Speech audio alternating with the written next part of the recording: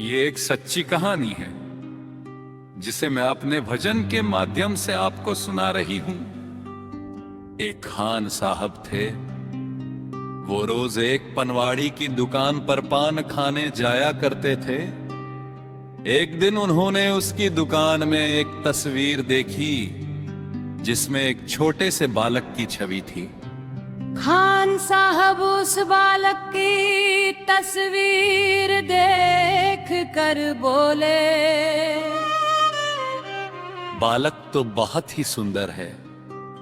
इसके सिर पर मोर मुकुट, कानों में कुंडल, तन पर पीतांबर और पांव में पायल कितने सुंदर लग रहे हैं। लेकिन एक कमी है, ये जिस जमीन पर खड़ा है वह खुरदरी है और इसके पांव में जूते भी नहीं है। ये खुरदरी जमीन इसके नन्हे पांव में चुभती होगी।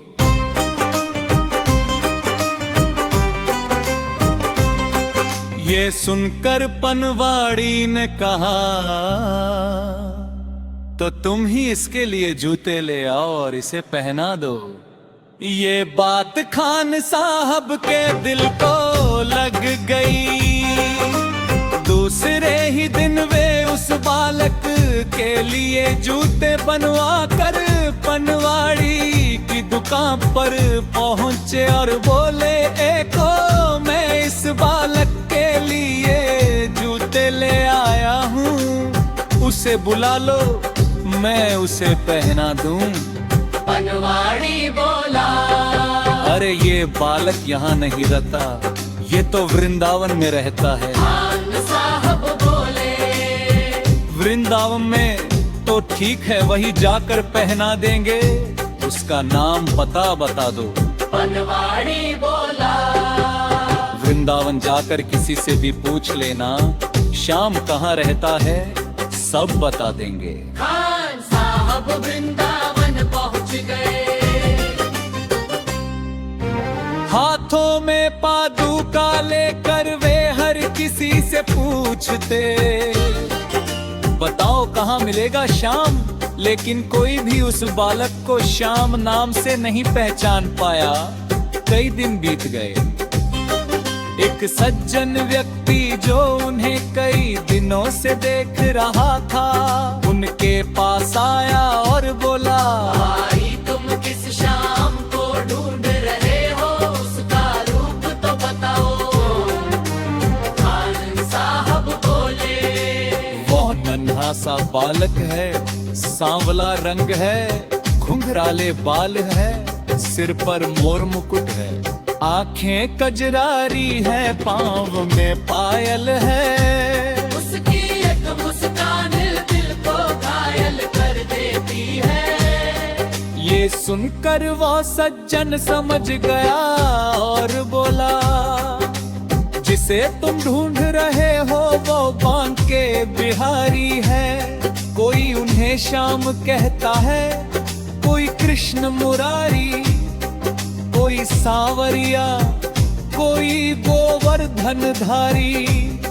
नाम हजारों हैं और उनके कई धाम हैं। ये सुनकर खान साहब सीधे बांके बिहारी मंदिर पहुँचे। जैसे ही अंदर जाने लगे, पुजारी ने रोक दिया, तुम अन्य जाति के हो, अंदर नहीं जा सकते। खान साहब ने बहुत विनती की, लेकिन अनुमति नहीं मिली। मजबूरी में वे मंदिर की सीढ़ियों पर बैठ गए। मुझे मत रोको भाई, मेरी मजबूरी समझो। शाम से मिलना बहुत जरूरी है। पूरी रात वही बात है। सुबह होने लगी, तभी उन्हें एक आहट सुनाई दी। चारों ओर देखा, कोई नहीं था। जब उन्होंने सिर झुकाकर नीचे देखा, तो उनके पैरों के पास वही नन्हा श्याम बैठा था।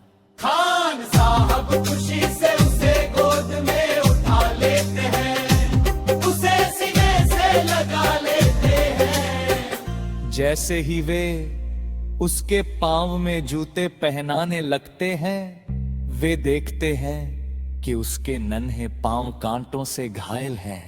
ये देख कर उनकी आंखों में आंसू आ जाते हैं। वे कहते हैं अगर खबर देते तो मैं खुद तुम्हारे पास आ जाता, तुम्हारे पांव में छाले न निकलते। तभी वह बालक उनकी उंगली पकड़ करे उन्हें मंदिर के अंदर ले जाता है और मूर्ति की ओर इशारा करके कहता है, बताओ खान भाई, अगर मैं तुम्हें बुला लेता तो क्या तुम मुझे पहचान पाते? तुम मुझे जिस रूप में अपने दिल में लाए, मैं उसी रूप में तुमसे मिलने आया हूँ। मैं गोकुल से पैदल तुम्हारे लिए आया हूँ।